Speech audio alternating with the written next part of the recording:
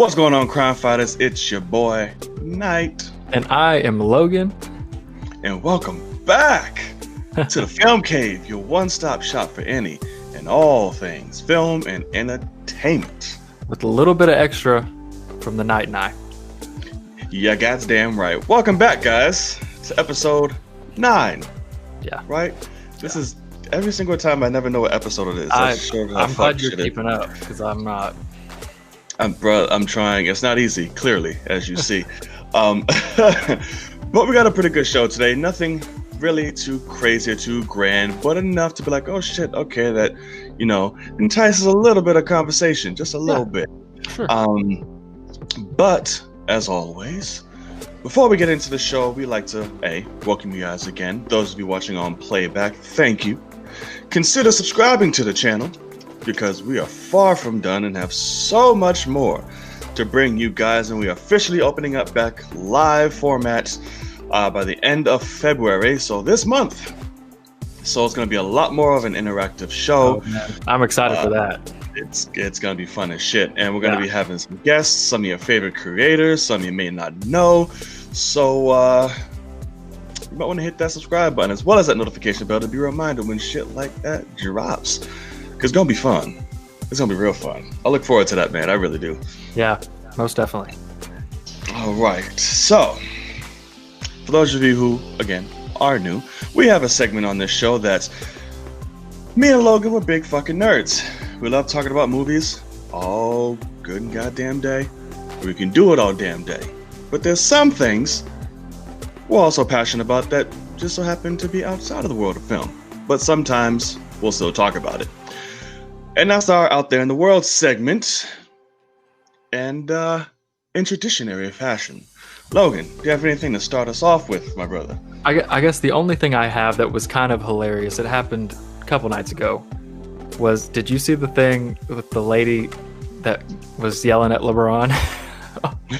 Did you see that? Yeah, she's 25. And so I saw this thing. It has been confirmed that somebody went back and reviewed video courtside, and because she was claiming that LeBron was cussing them out or something, calling him a bitch or whatever, and because have you seen the guy that she was with? Yeah, I finally saw a picture. That's definitely gold digger status. And what the only thing that LeBron said that was heard that came through clearly on a video was he said old steroid ass. Yeah. And I was like, okay, I thought that was pretty funny. But now everybody's talking about how these two people are going to be the next Kardashians. They're they're about to take off. So I'm sure fame is going to come quick for them. I'm pretty sure. Some people oh my God, we need a reality show. I'm sure Bravo or some shit is going to reach out to them hey, what do you guys think of So they need to thank LeBron first and foremost. No, I mean, it's kind of a genius business strategy. Head pay courtside seats. Talk some shit. Cuss LeBron out. To LeBron, and then you might actually get something out of this. So it's kind of genius. But I thought that was kind of funny out there in the world.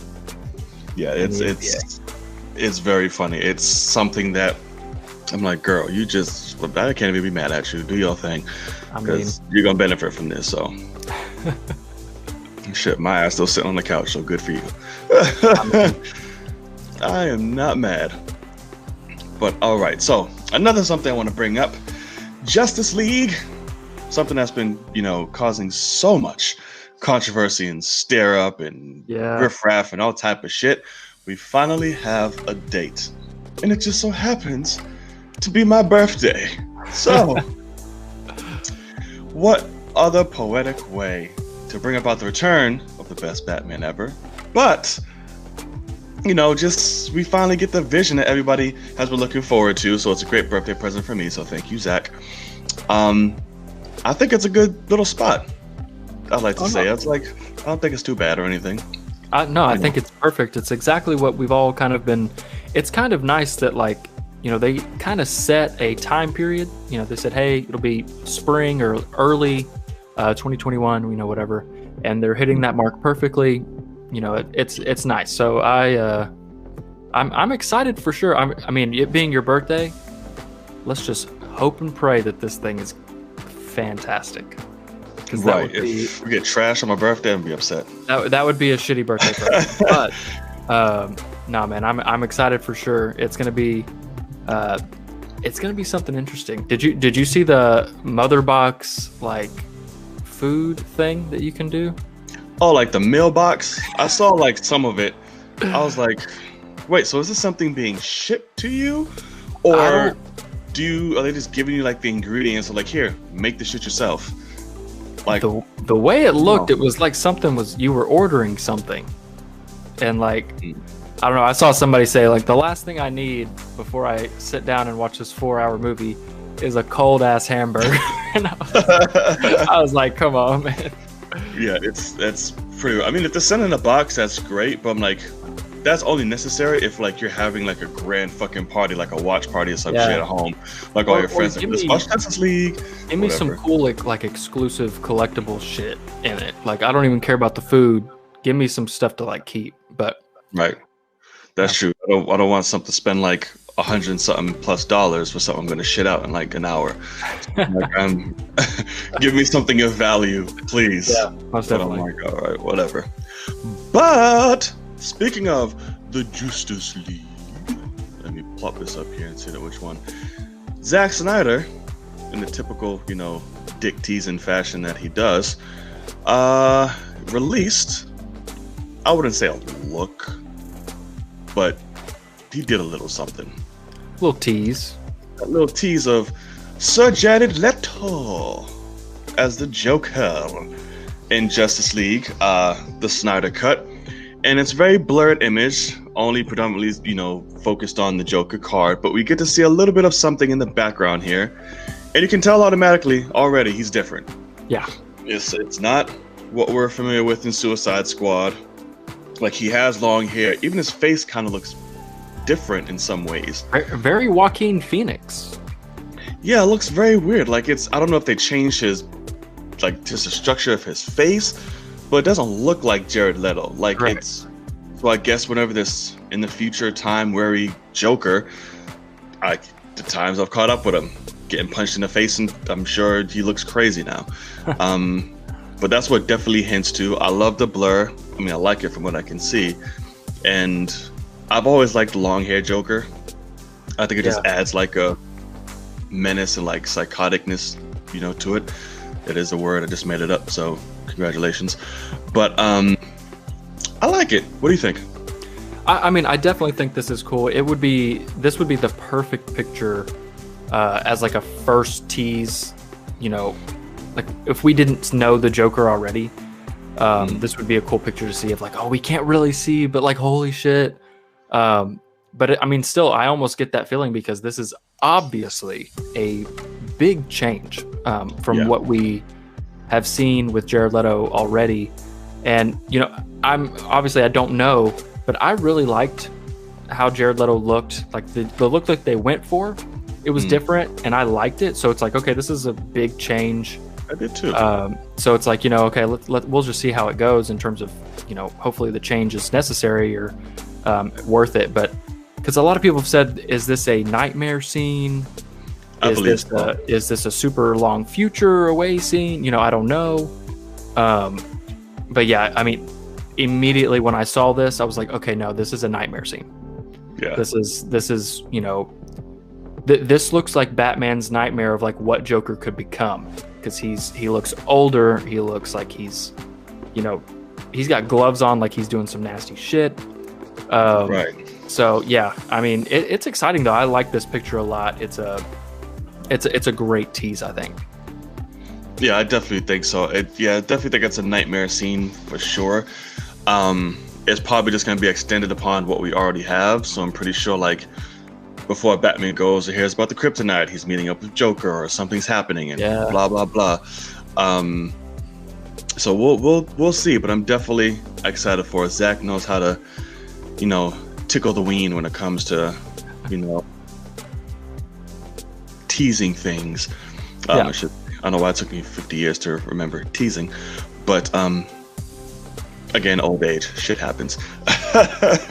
But so by the way, Clippers are playing the Nets right now. Had no idea that was happening. Oh wow, yeah, that's a game. Yeah, that is a game.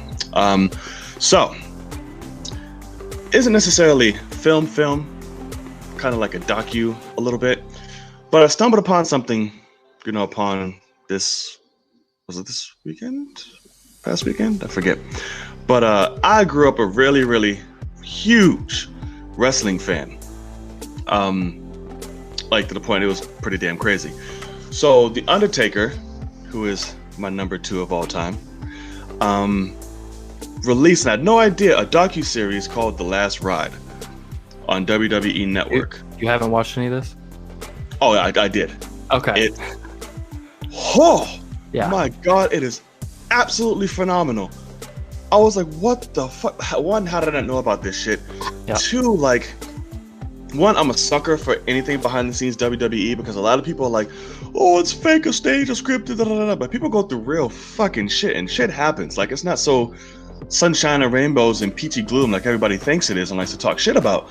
But when you realize the things that this man has done, what he has went through, what he has contributed to, and just how much of a staple and how much of importance this man is to the industry and just the history of WWE, it's insane. Like, and just to get another side to, Undertaker or Mark Calloway, so as we're getting to know the man, like, he was just such an interesting and intriguing just person to me. Like, he pulled me in. I was like, holy shit, it's great to know, because the whole purpose of that was just like, he's never documented, allowed anybody in to anything.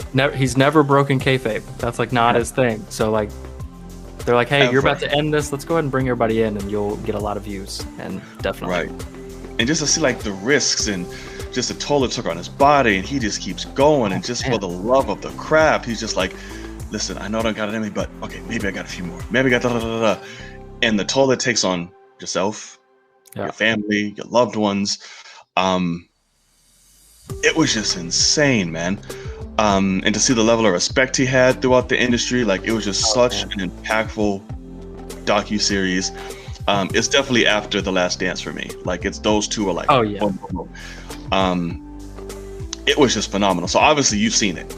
Yes. No, I grew up a massive wrestling fan as well. I mean, my friends and I growing up used to beat the shit out of each other. It was terrible. Same. And I still remember I had this kid that lived next door to me.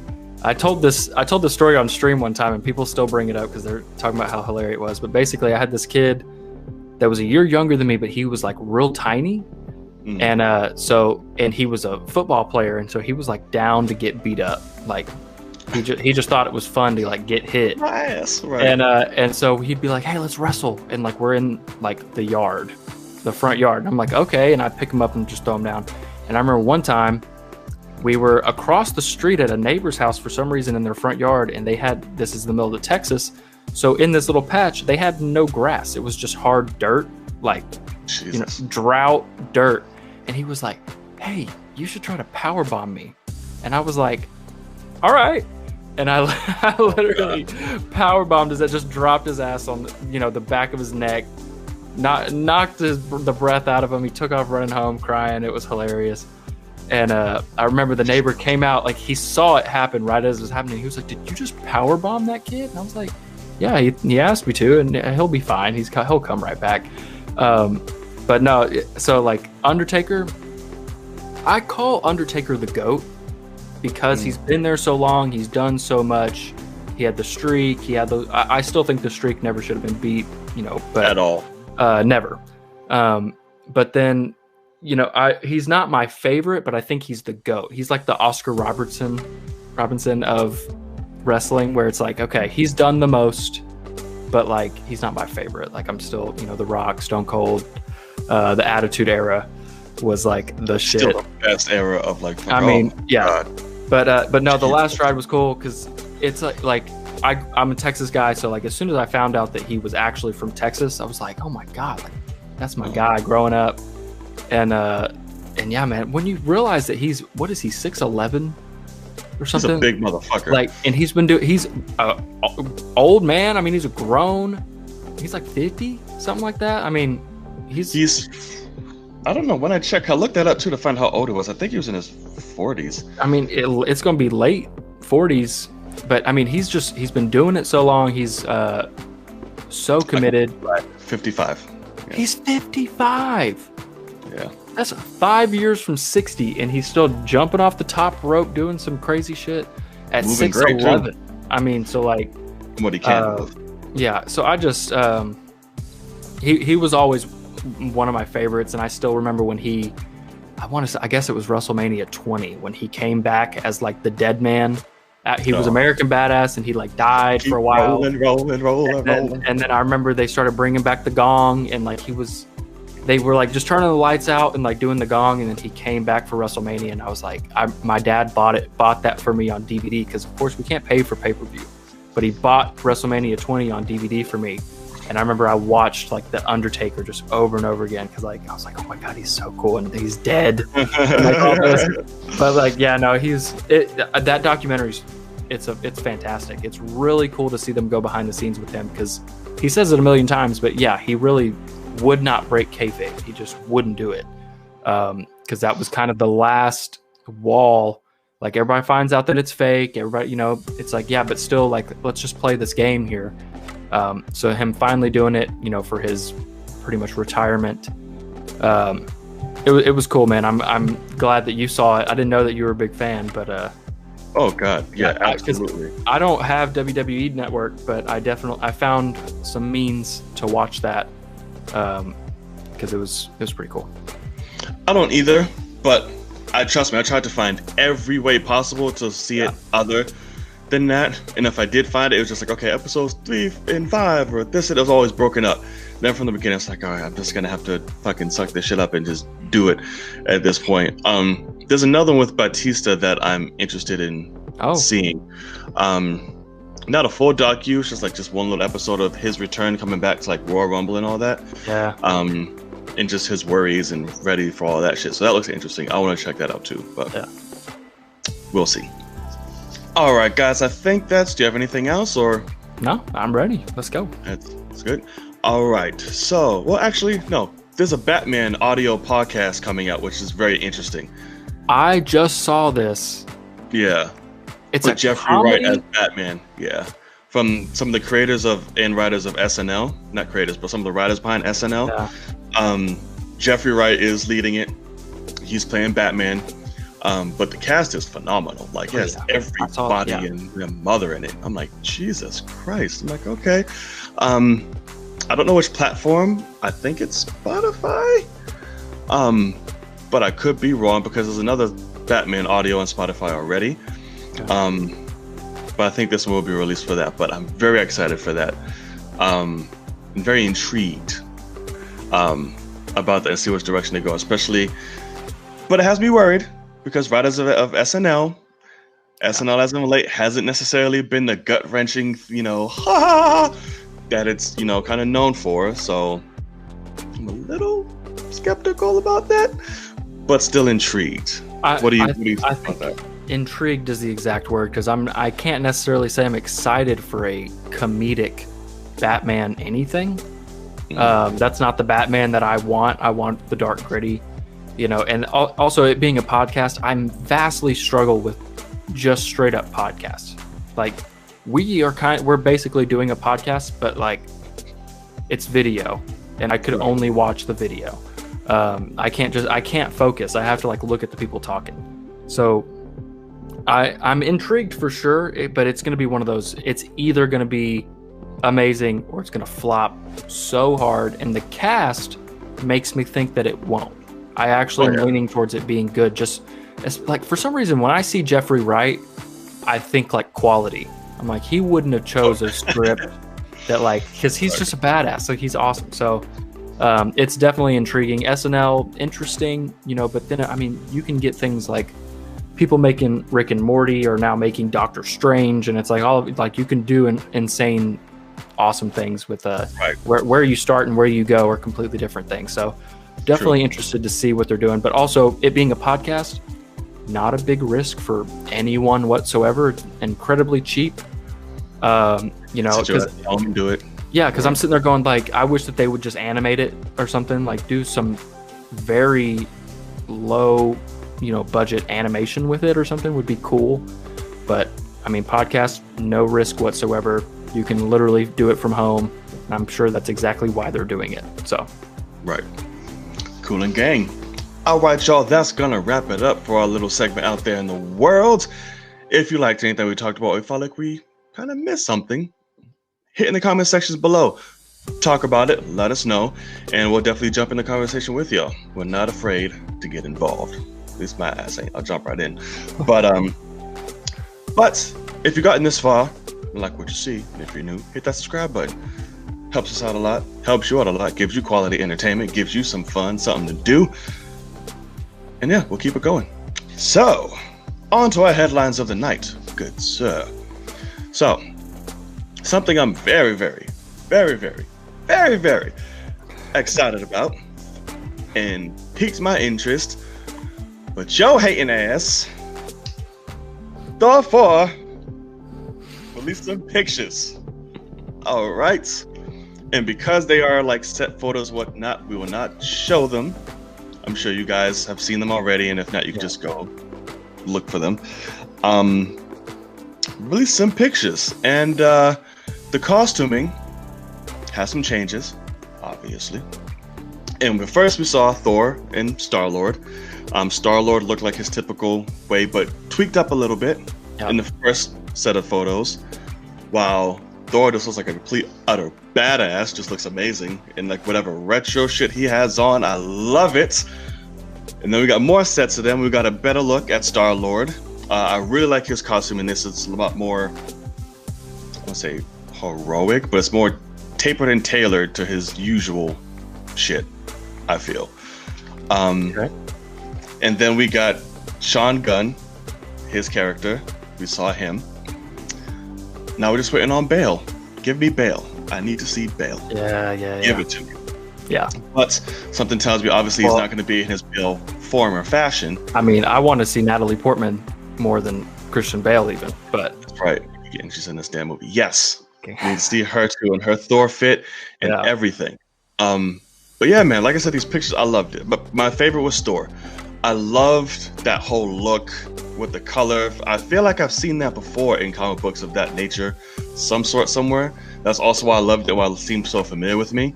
Like the blue pants, the yellow ass strap boots, it looked like, the red cutoff jacket with whatever shirt he had. The boots are definitely straight from the comics, which it was cool. And he has Stormbreaker. That whole look with Stormbreaker just looked fucking just sick. I'm like, come on, man. Because all of you watching this know I'm terribly excited for this movie. Like, it's one of my most anticipated. Because Thor Ragnarok is one of my favorite superhero movies of all time, let alone top MCU films. Absolutely. This man sitting on side of me does not think otherwise. He takes drugs from time to time. That doesn't help. I'm playing. He does not. Do not run with that. But but the things he says sometimes makes you think he does. Damn it. But let me know what you think, man. Just lay it on me because I know it's coming. Okay. So I have it up right now. I'm looking at it. So there are things that I like about it, things I don't. When it comes to Star-Lord, I'm honestly not a big fan of what I'm seeing so far because it's bulkier. Like, they gave him like armor, and that's a little. Like he has a plate up top on his shoulder. He has a plate here. He has plates here, and so I don't know. It just looks like they just kind of threw that on top of his long jacket that he used to have. And when it comes to Thor, it's obviously what they're going for. You can see the logo, you can see what they're going for, but it looks like, Back to the Future, 80s, like, and for me, look these up so I can see too. If you go to Twitter, there's Love Thunder News is the Twitter handle, and scroll down a little bit, they have every single one of them. But I like Thor when he's more serious, in the sense of like he's supposed to be thousands of years old. He's super wise. He's all these things. What I didn't like about what I didn't like about Ragnarok, on top of a lot of things, was that they just made him an idiot, and it's all for jokes. And that's, did they make him an idiot, or they just made him funny? No, they made him an idiot. Where was he an idiot? He threw a ball against a wall and hit himself and fell down, and he's the fucking god of thunder. It wasn't his fault. And it's his own strength getting played against him. So yeah, it's gonna suck. Your own strength, you shouldn't be able to make yourself fall with a ball. That's being thrown by a god. It's hitting yourself in the face. Hitting himself. Anyway, what I will say about his outfit that I do like, or with Star-Lord, I don't know if you saw, but Chris Pratt's got like a full beard grown out.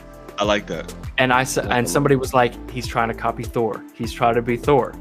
And like grows beard. I was like, okay, that's funny, because that continues from what we saw. But then the other thing that somebody saw or said that I think almost makes sense for me is with Thor's outfit is it almost looks like he took one of Star-Lord's jackets and ripped the arms off because his arms are too big. And I was like, that then makes it okay for me. That's pretty hilarious. Now, does it fix, so I start to look at it and I say, okay, he's got this weird t-shirt underneath that looks like it's just a random white t-shirt that's very 80s. Star-Lord as a kid. This might be a shirt that he stole from Star-Lord, and then the jacket, very 80s. Star-Lord and the Ravagers are all, it looks like he ripped that. And so I was like, okay, it's starting to kind of fill in, because it's very Taika, whatever. That's the thing too. Star-Lord doesn't look Taika to me, I guess. This wasn't what I expected if they said like, oh, they're going to change his look a little bit. No, because he's still consulting with James Gunn. He's not completely just like, well, sure, fuck all, but that's the thing is like, I thought that they would make him more colorful and not like add armor and bulk to him. But either way, the look is somewhat growing on me, but it doesn't excite me because it looks like it's just more fun. Whereas I care about the story and where it fits into the MCU and how important it is, because you can have a fun movie, but if it doesn't enlighten me to some things, then it's going to be kind of a thing that is a waste of time. Yeah, but you can't have too much fun in a traditional Thor movie because you're so serious, just like ooh, Shakespeare. I'm like, it gets old, and that's why Chris Hemsworth like, bro, I'm about to be done. Thor, the second Thor is terrible, and the first Thor I like a lot less than most people. But Thor and Avengers, all of them is fantastic, and they don't make him an idiot, and they don't make him boring. And Ragnarok is a movie that, because of how out there it is, barely touched on, kind of retconned. They cut his hair and lost his eye, and what's the first thing that happens in Infinity Wars? He gets a new eye, and then first thing that happens in Endgame is they grow his hair back out. They're like, that's not fucking Thor. And so now you see these, and time has passed, and he didn't want to cut his hair. Well, no, but Taika wanted to cut his hair. Yeah, and it just grows back like hair. Stop being so goddamn picky, Logan. Well, no, but that's the thing is, you don't think Thor could have gone like, oh, hey, I actually kind of like this. Like, they don't touch on it at all. No, they just say like, with his hair. I honestly, I think it's something that they would never say it. But I think the Russos did a little J.J. Abrams to Rian Johnson thing. We're like, Ragnarok's not the best movie. Just retcon some of that shit, and like, let's just move on. Because whether you like it or not, Thor Ragnarok's highly more loved than you think it is. Oh no, I know that it's highly more loved. It just makes me so sad because we're gonna get more movies just like it, and I despise the movie almost. Every time I watch it, I like it less. So it frustrates the hell out of me. Because I have a friend that's a diehard Hulk fan, and that's so like they so destroy Hulk, and like in all these arcs, but like they just make him a big goofy thing, and it's like I don't know. So Ragnarok, like Marvel's already made fun of for being too funny and going for the jokes, and then literally Ragnarok's like, oh, you thought we were too funny? How about this big heaping pile of laughter? And it's like I just don't care about it. I just don't care about it whatsoever. I still think Hela sucks ass. I think Kate Blanchett was absolutely horrendous. Watch her. She was one of those, like, I feel like she disrespected being in the MCU. Like, looks like she didn't give a fuck. Wouldn't put that headdress on, so they had to do everything in CGI. I really despise her entire performance. Practical headpiece. You have you seen what's been in the MCU? I think they could do pretty much anything practical. But it's just I don't know. I kind of, and most people that I've watched it with are like, what I find is if they're big time MCU people, they don't like it as much, and if they don't care about superhero movies, they're like, that was fun and hilarious. And I'm like, yeah, it's because you're not realizing what it's not fitting into anything. Like they kind of just push straight through. Like Planet Thor could have been a lot, or like Planet Hulk could have been a lot better, and whatever. But I will admit that when I first saw his outfit, wasn't the biggest fan, but it's starting to grow on me a little bit because of what it could mean in terms of he's taking from the Guardians and kind of like having some fun. I mean, I love the look because he didn't come on the ship with like a whole like came with a outfit. Hoodie. He looked like a homeless right, man. and a little bag like, here you go. So I'm pretty sure that Star-Lord's like, brother, we got to get you like, hey. Oh no, I don't think Star-Lord. I think Star-Lord's like, only what's in that bag is yours, and he's like, okay, where's your closet? And like he's just like gonna, he's like, oh, this doesn't fit me, rip. And like I think that would be hilarious. Thank you very much, morons. Yeah, exactly. So, they can feed off some good stuff with the Guardians, and even bringing the Guardians in makes the comedy make more sense to me, because Thor, I don't think Chris Hemsworth is very good at comedy. Everyone else apparently does. But only things I've seen him be funny in or try to be funny in is, I mean, my God, what all have we seen him in? Men in Black. He was great in, obviously, Thor. He was good in, he was funny in Ghostbusters. Think about the movie. He was a standout of being funny. I just can get Vacation completely. Oh, that's what I'm thinking about. I'm thinking of Ghostbusters and I'm thinking of Vacation, and those are movies Vacation that they're will give you, but. I mean, Ghostbusters, he was great in. He was very funny. Okay. Played at least the role he was given. He was very funny. No, that's exactly the thing. Is he's not somebody. Somebody with a shitty script goes, we need somebody funny. The script sucks. Let's give it to Hemsworth. He looks good, huh? And they just fucking give it to him. And he's like, yes, because I'll take any job. Play the dumb body. Yeah. I mean, that's what they've turned him into for Thor. That's why I appreciate something like Infinity War and Endgame, because that made him badass again. He's still badass. But we'll see. So I like just seeing him in that picture right there with Stormbreaker. He's just kind of sitting there. And it's like he is dope. Yeah. I mean, it's dope as hell to see him. Like I want to see him wield that in that outfit. So we'll see. But overall, I'm very iffy on what they're going for still, because I mean, I'm just not being a big fan of what we got originally. It scares me, but that's just me. I thought, like, I knew Chris Pratt was in it, but I didn't expect all the fucking Guardians to be in this bitch. I was like, oh shit, okay. I think, all of them in it actually, except for fucking Gamora. Yeah, I mean, it makes sense. I think since they're all on the same ship, Right. That's true. The question is, how much are they in it? Because they were not originally in this movie, and Taika kind of worked them in. So I don't think they'll be in it much. I think they'll be in it enough. But I think that I'm guessing they'll drop him off somewhere. Like, get the hell out. I need to get from here to here. Oh, cool. I have the perfect person. Yeah. And then fucking exactly. I'm sure we'll see. Yeah. All right. So our next bit of news is a bit of I think I'm falling for it. This man does not so much, but I'm only going by from what I've seen. I gotcha. And what has been thrown out there by the horse's mouth himself. But Deadpool 3, as we all know. So apparently, before MCU bought the rights to Sir Wade Wilson, there was a obviously third Deadpool movie planned with a road trip type style with him and Logan.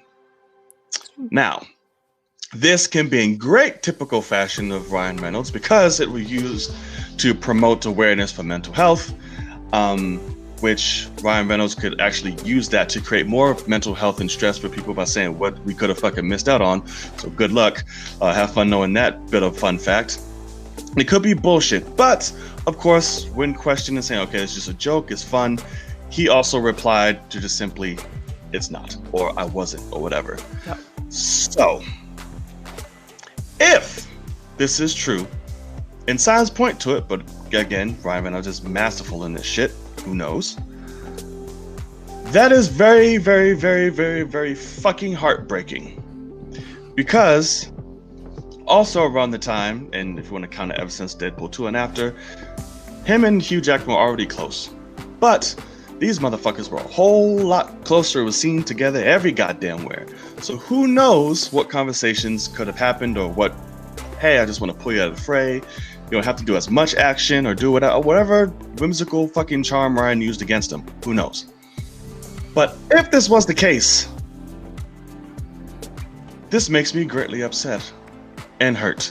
But also doesn't mean it still cannot fucking happen. MCU, if this is the case, just pick that shit up and just run. Just pick it up and go. But you already, because I see the head shaking like crazy, your head's about to fucking fall off. Yeah. And we had a few little discussions about this, and you have some issues, you have some thoughts, and you kind shit back. And I can't wait to hear them. Let it rain, because I want this discussion, motherfucker. What? Okay. Lay it on me. So what do you think? The first thing that I'll say to the fans of and the people watching this, I'm not going to spoil anything, but John has written a script for something that I read, and it's fucking great.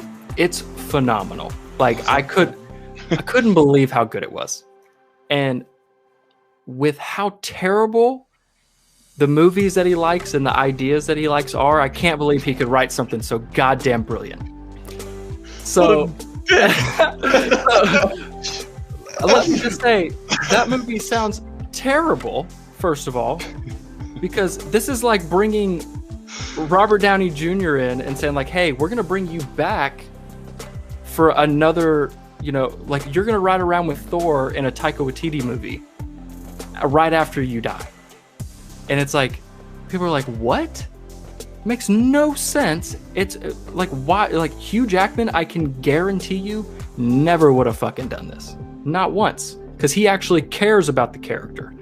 And so this is what, honestly, I thank God Kevin Feige's actually in control of Deadpool 3, because I think that Ryan Reynolds possibly, I don't think he's as bad, but I think he's similar to a Mark Hamill, where Ryan Reynolds is Deadpool 100%, whereas Mark Hamill is Luke Skywalker. Love him to death.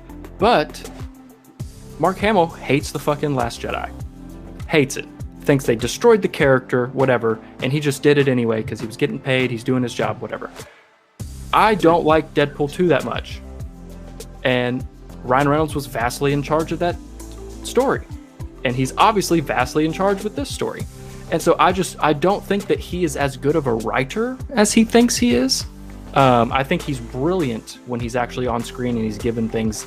I mean, his charisma and everything is phenomenal. I mean, he's freaking Ryan Reynolds, but this is a terrible idea for a movie. It takes everything away. It's literally, let's do what Taika did to Thor times 10, because you're doing it to Logan after Logan, where it's a hard R-rated, serious Western, he fucking dies at the end in a bloody, heartfelt fashion. And it's like, now let's put him on a road trip with Deadpool. Stupidest idea I've ever heard in my life. So I'm so thankful that this didn't happen. I think in terms of mental health, Ryan Reynolds might need to get checked for having this idea, and you as well for enjoying it, because it's ridiculous as fuck. Insane. The whole point of Deadpool is not to be taken seriously. The whole point is to make of Logan is to be taken seriously. And Logan could very well still be taken seriously in this movie. That's the playoff. No. Deadpool's a jackass. Logan's a straight man. Right after he dies, you're going to bring him back for this piece of shit. We're not going to bring him back. Deadpool, and as I said to you before, at the end of Deadpool 2, is a time-jumping bastard right now. He has the ability to jump back. I'm just saying how they can make it work. I'm not saying it's going to be a brilliant. He just knows everybody in the world wants to fucking see this shit, them two together, because they've been dying for it. So if you want to do it, fucking jump back after he killed Hitler and all that other shit. Jump back pick up Logan and be like, hey, motherfucker, I need you this or that. Hey, you're dead. Whatever the fuck you want to play up to it, because that's Deadpool whole existing and point. You can point to all of that and say how ridiculous it is and hit up concerns like you have, and things like that work in the world of Deadpool, and you can make it work if done right. And I feel Hugh Jackman, if he did agree to this, it's not just going to jump back for anything. Like, you have to be like, okay, I believe in this. Correct. Like, you can make this work. Da, da, da, da, da. Yeah, that's why he wouldn't come. If that is, shut up. So if that was a thing where he did and it was true for what he said, then Hugh Jackman liked it. They did something right. And what are you talking about? It was a script. It wasn't like he was signed on. He said it was going to be. So obviously there's traction. Like, they was going in a direction. So whether they got it or not, they was going in a direction. So that's the other thing too. What we were texting about earlier. I don't know. I think that this was probably an idea that they had, but I think that it fizzled out way before Deadpool 2 was even done, because there's Logan death jokes in Deadpool 2. So like, I don't think that this is, you know, this was an idea that they had, but it was also like, put him in fucking Deadpool 2 if you wanted him in there. Like, you put everyone else in there and made him look stupid. Like, so I don't know, with, you know, because you're talking about jumping back and forth. Like, this just also, I despised that at the end of Deadpool 2. Like, I hated it. That movie frustrates the hell out of me, because the first Deadpool is literally a 10 out of 10. A 10 out of fucking 10. It's unbelievable. And I think Deadpool 2 is rushed. I think it's not as funny. I think that the script was just something, they just gave it a budget and said go. Very Fox. A lot of people love it more, if not the same as the first. And no, I agree. A lot of people love Ragnarok more than fucking Endgame, and I think that they shouldn't be able to vote. Wrong, Logan. So no, it's not. I'm not wrong. I just don't want to hang out with those people as much. So I don't know. It's just because Logan is also a movie. Logan's the best X-Men movie we've probably had in terms of an all-around movie. So, I mean, I think it's absolutely hilarious because we've already had this conversation a couple weeks ago with bringing Cat back. If it's not something absolutely necessary and an incredible storytelling point, I don't want Chris Evans back, period. And you're talking about bringing Hugh Jackman back, guy that played this character for 20 years, directly after he dies in, you know, the most incredible movie that he ever could have been in. And then now let's just bring him back and let him ride around with Deadpool on a road trip. Listen, I didn't say it wasn't for pure selfish reasons. I never said that. But again, this is playing up on something he knows the audience has been dying for fucking But the years. audience has been dying for them together in a means that makes sense and is fun for the right reasons. Yes, that's true. Not throw them together. Like, this is something... That's true, but he knows 9 times out of 10 nobody's going to give a fuck what the story is, as long as they're together and it's fucking great and having fun. And he knows that's also why I was just upset with Ragnarok. That's bullshit. That's not what anybody wants. We want good stories, because if you use these characters and make them stupid, they lose, you know, you were trying to make comic books cool, and this is therefore making them stupid again, like what people used to look at them as. What I will say is the fact that he spoiled this and they did not do this idea for a 30 or 60 second Super Bowl commercial, they're retarded. Because that oh my god, would have been the most incredible thing of all time. And it's not a movie that I have to be invested in. It's all of a sudden you're watching it and it's fucking Logan and Deadpool in a car. And you know, they're in the back of a taxi with Dopinder driving, and I mean, it could have been amazing. So okay, that's fucking brilliant. So this is what I'm talking about. You see how you take a 2.5 hour long movie and you look at that and it's like, wow, what are they going to do in that?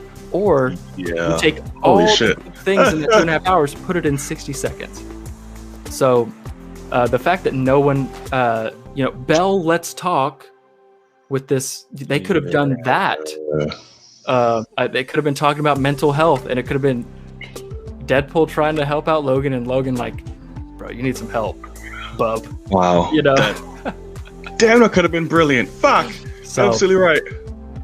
Yeah. Everybody tweet Ryan Reynolds. I mean, fund it. Hugh Jackman, make this shit work. This time. This got a week?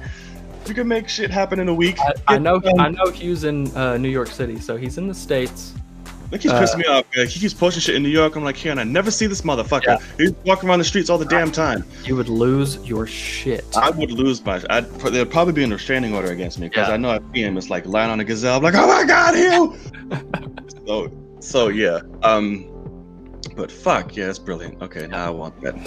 Fuck off, Logan. God damn it. Right. Thank you. Okay. John's script is amazing, though. It's nothing like that garbage. So just whenever that comes out, y'all be ready for that. Work in progress. Okay, so guys, before we head on to our next topic, if you've stuck around this long, again, we thank you and consider hitting that subscribe button. All right, for more to come, for more fun, more just bullshit, and more just utter nerdum, hit that subscribe. Wow, voice crack. And hit that notification bell to be reminded whenever our next videos pop up. All right, so moving on. A little show debuted this last episode. Little show. You might have heard of it. I don't think so. It's very small budget. I think it's kind of indie. It's called Vision of Wanda or some shit. Oh, WandaVision. That's what it's called. Sorry, I was close. And for the many of you, I'm sure, who have never heard of this show before, dropped his 4th episode. Sweet and utter fucking Christmas. This episode, this shit right here, Nick. No, this was phenomenal.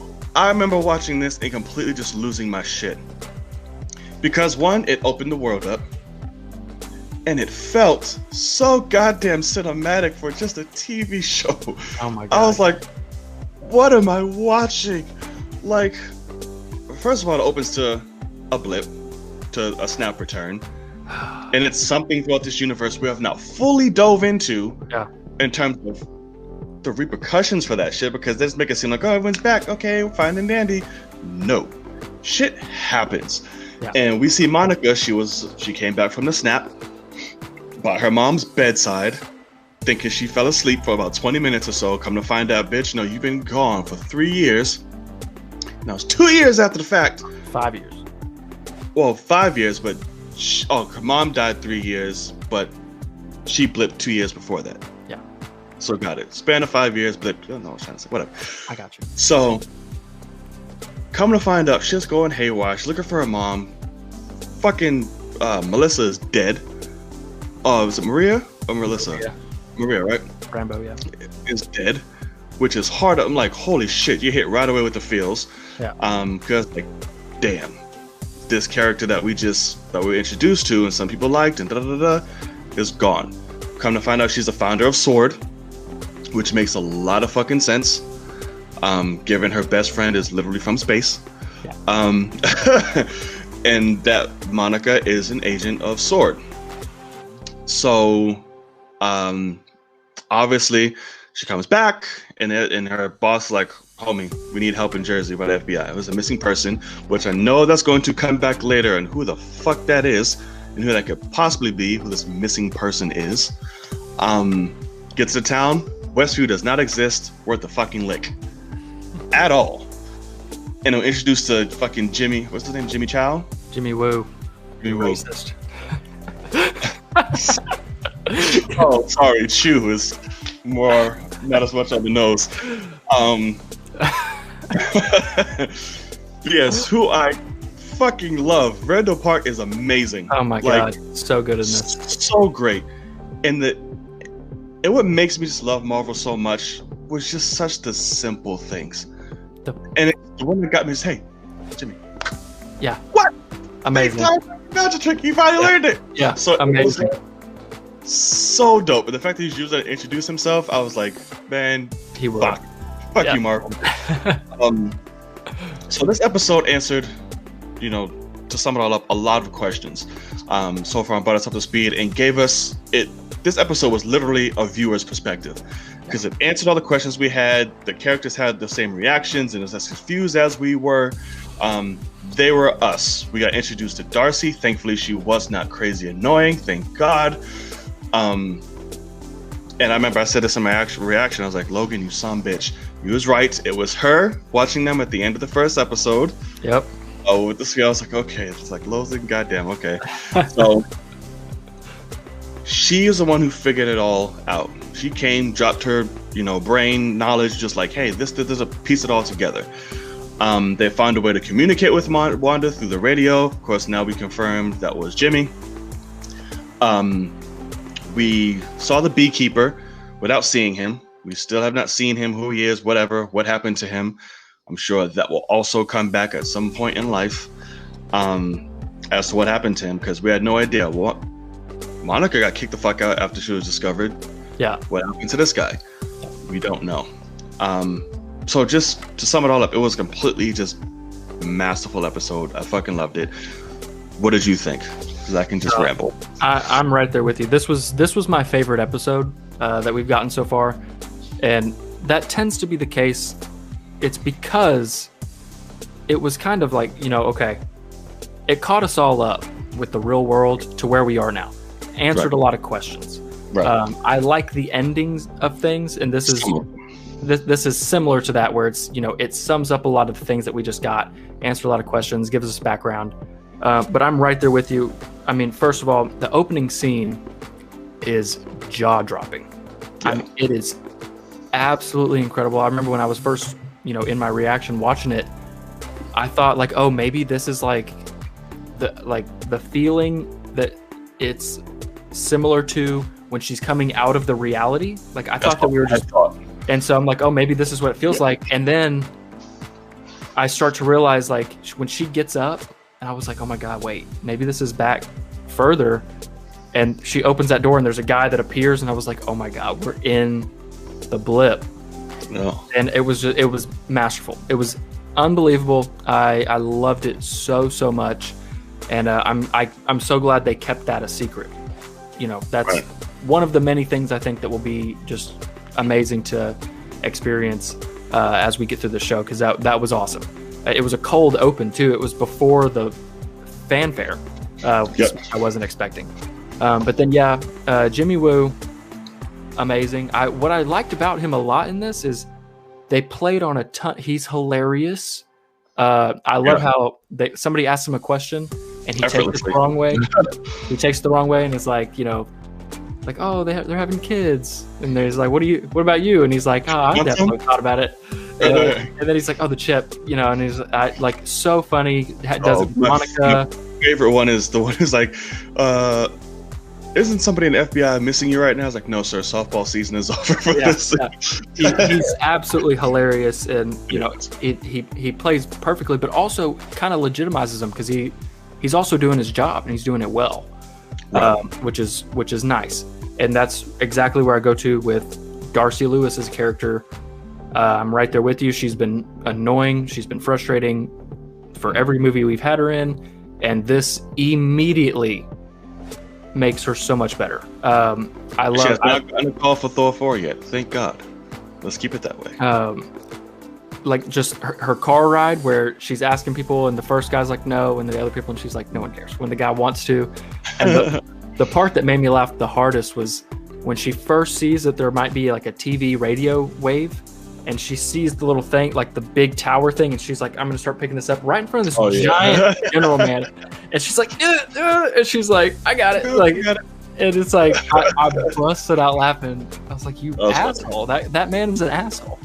But she is immediately legitimized. She's a doctor, and she shows that she knows what she's doing, and she's hilarious. And that's what I appreciate. That immediately makes her a character that I want to hang out with more.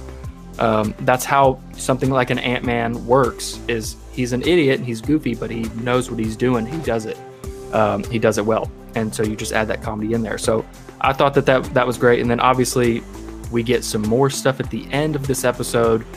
We get to see what really happened to Monica. Wanda's obviously kind of lost her shit there for a second. Right. And it was beautiful. I saw somebody say she pushes Monica through the living room wall, the nursery wall, the fence, and then through the reality. And I was like, she literally broke through the fourth wall, and I was like, that was pretty cool. And then the big thing that I liked a lot was like, so Wanda loses it, puts it back together, and she's like, okay, we're cool, we're coy, everything's happy, we're good. And you realize in episode 3, she's sitting there and does that creepy thing where she's like, no, like she had to go home, honey, whatever. And then it cuts to Monica flying out. So you don't realize it, but you've missed some stuff. What happened in that time? And what happened in that time is she thinks she fixed things, and she turns around and she sees dead Vision. And it's like, I was like, oh. Yeah. It's so well done. I wouldn't expect, I remember seeing him in the background. I was like, he looks a little discolored, but I was like, maybe they just kind of didn't mess with it. Like, that's just the way his makeup looks. They didn't throw any CGI over it. It's like, no, that's purposeful. Because this is Marvel. And, but yeah, I absolutely loved it because it really showed, Monica says, it's Wanda, it's all Wanda. And I'm like, I don't think it might be all Wanda because she's not in as much control as she thinks she is. And you can tell by seeing. I don't know. They're playing both sides. I feel like they're playing. Does she? Doesn't she? They're waving. They're straddling the fence when it comes to that. There's no clear. Sure. There's times it's like, oh, that's purposeful. Full control, right? And then there's other times it's like, wait, maybe she's not. So it's tough to really say. And I like that direction. There's no clear-cut answer. There's no definition for it. And even I love during the episode where they started identifying everybody that's in the fucking... So they started casting the show. Yeah. So I was like, got it. So I'm like, but that begs the question, where are these people coming from? Because if Westview does not exist, is she just catching motherfuckers that are going through the bitch? I just run into having to be like, whoa, okay, I'm here. Westview does exist. The things out there, like what Monica says is those cops have some sort of amnesia. They're sitting there right by the sign and they're saying, no, I'm from Eastview. And Eastview's not a thing. But that's the thing. Could it be that, or did Wanda literally just create this fucking reality? Well, the sign, think there's a thing there. Right. She could be creating all that. Well, the sign's outside the reality. That's true. So I think that she took over Westview, because that's the thing. You can see what Westview's supposed to look like. Right. I think that anybody that was I think anybody that was around it at the time that she made it doesn't know about it. To keep them out, keep as many people out, and that's kind of the thing. Is if there wasn't a missing person who was undercover, witness protection, that was on the FBI's radar, they're keeping tabs on them. If that wasn't the case, no one would know about this, and there's a spell around it to make people not come in. Oh, yeah, because she did say, back here, remember this place, or do whatever. Is it some kind of amnesia? And when she drove in, there was a Westview actually driving highway sign. So you're actually right. Okay, yeah. So she's fucking people's head. Yeah. Yeah, I forgot about that. And it's noticed, and because I was looking purposely for this bitch, I was like, okay, everyone's here. Where the fuck is Agnes? Yeah. She's there, but her whole shit is blank. Yeah. Not a goddamn thing. Yep. So I'm like, God damn it, Agnes, or Agatha, whichever one you want to call her. So I'm like, so far, Agnes. Okay. Yeah, well, of course, but her main thing is Agatha, right? Whatever. That's what Agatha Harkness, is the common name. Agatha Christie shit. But yeah, so I loved that. We still don't know who the fuck Ralph is. There's no thing for Ralph. So this motherfucker is either gonna be pointing to Mephisto or somebody else they have in store. Who knows? This surprises are set up throughout this whole bitch just to get smacked in the face with. I'm trying to think what else. It was just so brilliantly done. I just loved it, and it gets me even more excited now that we're caught up in the worlds of present and show reality. I'm not caught up. What the fuck's gonna happen And Exactly. I'm so excited for this show. I'm super interested to see, will episode 5 be another straight up sitcom? Will this be our 80s sitcom? Or will this be a kind of a half and half? I think it's a merge. Yeah, and that's what I would probably prefer. Yeah. But you can't just go back with just doing sitcoms only at this point. You have to merge it up. But more shit has to happen. This episode, this was the one that, because even my sister, who, I took her to see Infinity War, I took her to see Endgame, but she's not big into this stuff. She's 30 and she's like, I don't care, but I'll watch it. And so I was like, hey, watch WandaVision because you used to love these shows. Like she loved I Love Lucy, Bewitched, Brady Bunch, everything. And so I told her to watch it, and she watched it. She was like, yeah, I mean, it's cool, but like I kind of don't get it. And for the first 3 episodes, and then I went over there and watched episode 4 with her and my dad, and both of them were like, yeah, no, we're 100% in now. This is freaking awesome. And and like my dad, when he realized in that opening scene that it was the reverse snap, like got on the edge of the couch and was like, oh my God, he was like, holy shit. And it was so cool to see him, this is a 50-something-year-old man that's hyped as shit about some Marvel stuff. And I was like, yeah, this is what I want. So yeah, this was the episode that brought everyone in that wasn't 100% in. There's no way that you're on the fence anymore. That you are you're a part of WandaVision now. Right, dude. WandaVision has them now. Yep. But it's yeah. So I cannot wait. Great episode. Keep going, Marvel. I love you. Yeah. That was the last thing was my dad was like, it ended, and he goes, how many more episodes do we have? I said 5. He goes, oh man. He was like, let's go. Like I was like, so he was like, that was awesome. So we have 5 more episodes, which is crazy. But and we get Falcon and the Winter Soldier. Is that their theme song?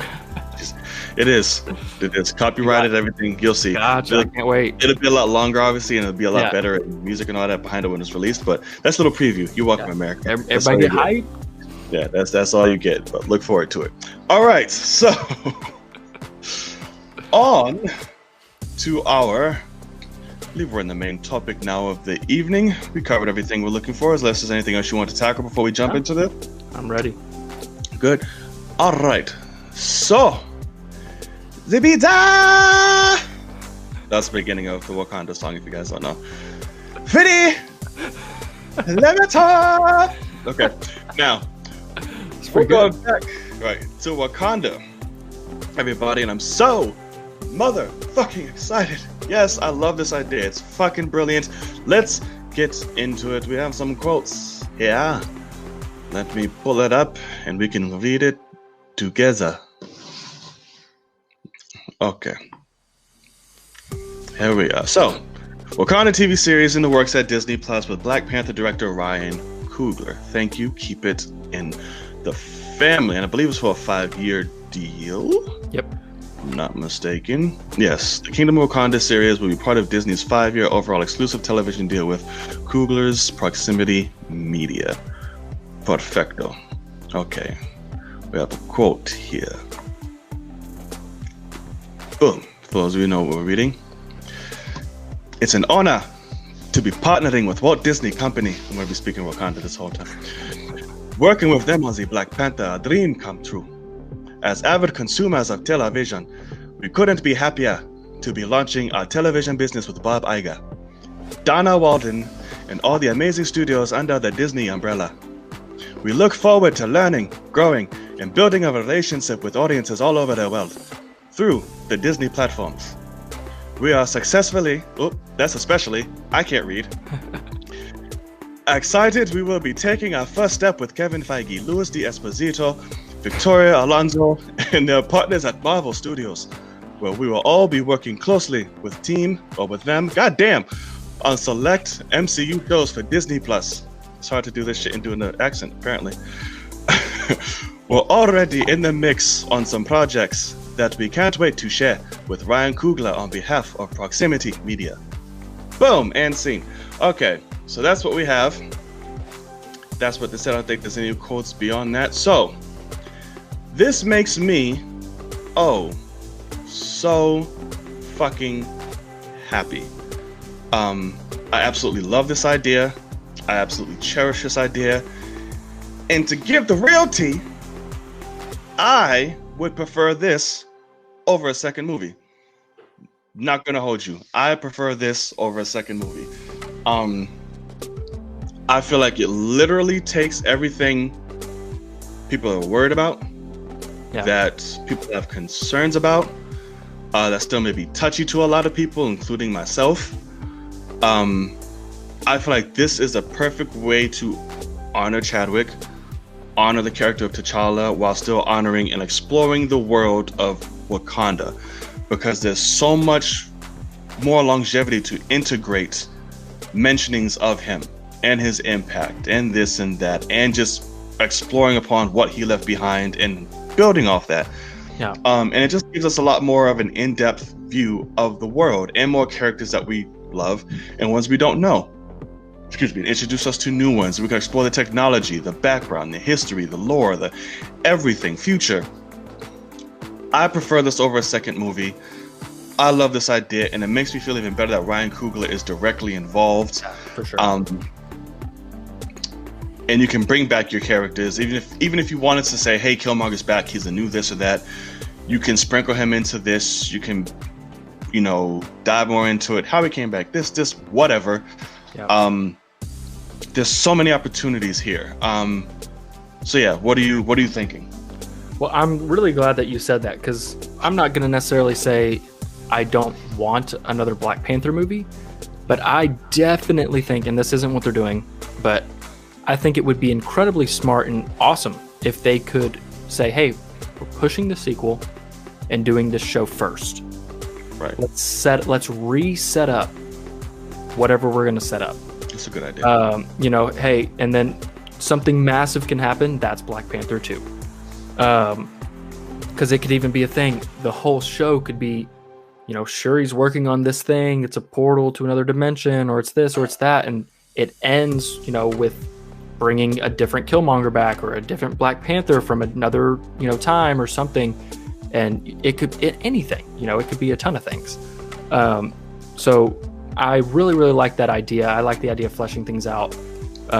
And I wish that it was coming first, because I think that they could do so much with it. But also, because I guess that's my thing right now is I can't get as excited for it because I have no idea where they're going. Whereas if this was first, I could say, holy crap, this is what they're going to do. They're going to build it up from the ground up with long storytelling. But 100%, I think you're right. Bringing Ryan Coogler back, it's nice. This is the first Disney Plus show, I think, that is taking the movie director and saying, like, hey, you're at least going to truly be a executive producer, probably a writer on this. It's kind of taking what HBO Max is going to do with Reeves and the, Gotham Central show that's connected to the Batman. I think it's a prequel. It's like, hey, yeah, that's cool. Get the director that's in charge, put him in charge of the show, and you're set, Right, so and that's why, not to cut you off, but that's why, because you had mentioned it, saying it makes you can't get as excited because you don't know what they're doing yet. Because it comes after the fact or whatnot. Ryan is the only reason why I'm not freaking out, because if it was somebody else, then I'd be like, okay, I'm excited, I love the idea, but how, where, what's going on? Because of the fact that it's Ryan, I feel a lot more comfortable going forward with it, and I don't have that feeling.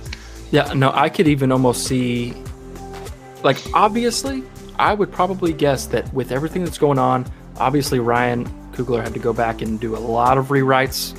He's probably shit his pants for a month straight, trying to figure out how he's going to completely redo Black Panther 2 in a way that works.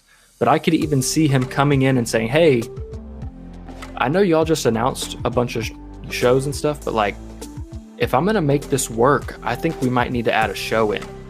I need to kind of flesh some things out. I could see it actually coming from him, and they're like, oh my god, are you kidding me? You want to bring Wakanda into a Disney Plus show? Oh yeah, we're not gonna say no to that. Let's go all in, because it even sounds like they could possibly do multiple shows. So yeah, I mean, overall, definitely excited because Ryan Coogler, one of my favorite directors working today, one of the best out there.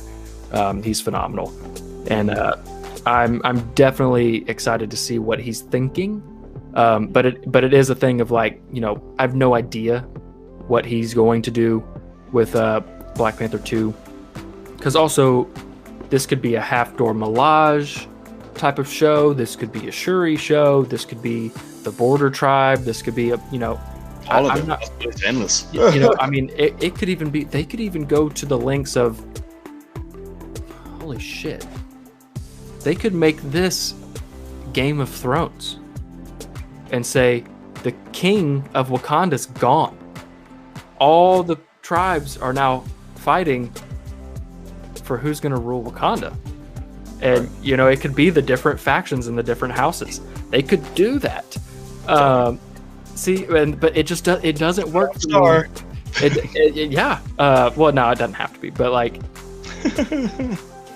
it doesn't work for me with coming after the movie. But we'll have to. I have no idea. I mean, Coogler, he's a genius, and he knows what the people want and what the people need. And that's a very rare. I mean, him and Kevin Feige are kind of like that, you know, because Kevin knows that, and so he says go, and that's what's nice. So yeah, overall, it's an interesting thing for sure. I'm very interested to see where they go, but as of right now, like you said, Coogler being the one in charge is kind of the only thing that I'm like, okay, Marvel, Coogler, I know that it's in good hands. Right. Are you in good hands? Right. All state. Right. So not it's a sponsor. Not a sponsor, but if you're looking. I mean, come on. Right.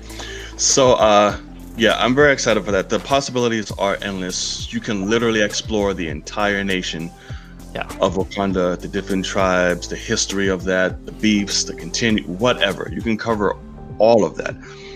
And I think you hit the nail on the head with the Game of Thrones reference. I think that's a perfect way to kind of establish that, or to put an example to what you could do with that. In Ryan Coogler, I trust. In Lord Feige, I trust. And I believe they're on the right path. They're going to do it, very much justice. This is a case where, because the show is so drawn out and is so long, and this won't start filming until God knows however long, I'm okay if the briefest moment, if they set up like, hey, T'Challa has passed, or whatever they may be. Yeah. If you want to do a small segment of like face and like the ancestral plane or some shit, I'm fine with that. Sure. Given TV format, and it's going to be years before we get it. We'd already have the film and Yeah. I'd be okay with that. Remember, it's flashback. Okay, good. Time has passed. We're good. This is a perfect, you know, homage to him and respect, an ancestral plane, whatever the fuck. Put him in the sky like Mufasa. I don't care. Whatever. So it's that I'll be fully okay with. So I just wanted to throw that out there before, because it just popped up in my head. I was like, okay, that's a good, perfect way to do that. If you wanted to, if you were, we'll be far enough away, I think, where it'll be meaningful. Right, definitely. And then I get to cry like a little bitch all over again. So, that's great. But all right, anything else you want to tack on, brother? No, I'm just stuck on that Game of Thrones idea now, man. That would be fucking amazing. Yeah, you came up with two great ones tonight. You're proud of yourself. Pat yourself on the back, man. I got me. Let's go. All in Game of Thrones. Very, very well. Very good. All right, ladies and mofos, I think that's going to wrap it up here on episode 9 of the Film Cave. I want to thank you all for joining us. I want to thank my host, Logan Swish, as always, for making this kick-ass show with me. And guys, if you like what you've seen, if you enjoyed the show, again, you already know, like a broken goddamn record, your favorite one to be exact, hit that subscribe button. We also appreciate that thumbs up, share, and hit that notification bell to see our beautiful faces once again when we upload more videos. Check out Logan Swish's channel. It will be in the description box below. Thank you. Logan Swish, if you have anything you'd like to promote, are you doing anything? What's up? Speak to us. I mean, shit, man. I'm just we got WandaVision. We've got, whatever we get Super Bowl wise. I'm honestly not expecting much, but I think I might, because of COVID, I'm not expecting much. This might actually be the first Super Bowl in years that I just watch, because my Super Bowl usually turns into I'm just making videos while the game's going on because they've all come out. But I think, my videos will probably be a little later than usual, but whatever comes out, I'm sure we'll all be reacting to them. And hopefully, I'm guessing we probably get some Falcon and the Winter Soldier stuff, Loki kind of stuff. They announced it's Falcon, Loki, Black Widow, and a Marvel Hulu series. I was like, wait, huh? So that's confusing me. I wonder if that's the MODOK thing. I don't like it. I saw Marvel and Hulu. I was like, wait, what? So I was like, okay, sure. We'll see. All right, we will see. But we definitely will be talking about those because the Film Cave will be following up next week after this week's Super Bowl. So we'll be talking about all the spots. Hopefully, I'll be talking about how the GOAT won another ring. And we'll definitely be talking about it. But in the meantime, you guys know where to find me. All the links to my social media posted in the description box below. I'm getting really fond on TikTok. I was just telling Logan this. So I'm starting to be more active there. It's a fun platform. Again, I immediately feel insecure about myself every time I'm on because instead of TikTok, I literally call it Thirst Talk. Because if I see one more fucking torso or some cute ass motherfucker doing a cringe ass video, that's all TikTok is. That's all people care about. So it's hard to thrive with just talent and quality in that motherfucker. I'm finding right. Creativity is not where it's at yet, but I think Vine did that too. Vine was just that for a while, and then it became you had to be super creative because you only had a few seconds. So I think that TikTok will also do that. But as of right now, it's just a bunch of dancing. Right. I'm not shaking my ass, showing my ass, showing my body. Yeah. Or just licking my lips and winking to some video for like 3 seconds. Nobody's gonna give a shit about me. I'm like watching people on like TikTok who have lesser videos than me and have like thousands of like. I'm like, how the fuck? And I'm using same tags even more. I'm like, what am I missing? And it just clicked me the other day. Oh, I'm not parading half naked. Yeah, that's exactly right. Got it. God damn it. So I'm like, all right. Anyway, the point is, go follow me there. All right. If you want to subscribe to the Basic Bitch Foundation, that's me. I'm the basic one. If you have 25 cents to spare, at least give me a like or a follow. It really helps out. So yeah, and you can follow Logan's social media as well. We're family, guys. Crime Fighting Nation is growing. Slow as fuck, but it's growing. And we welcome you all. So thank you for those who continue with us on this road. And if you're new, hopefully you stick around for a little bit. All right. Crime Fighters, it's your boy Knight. And I'm Logan.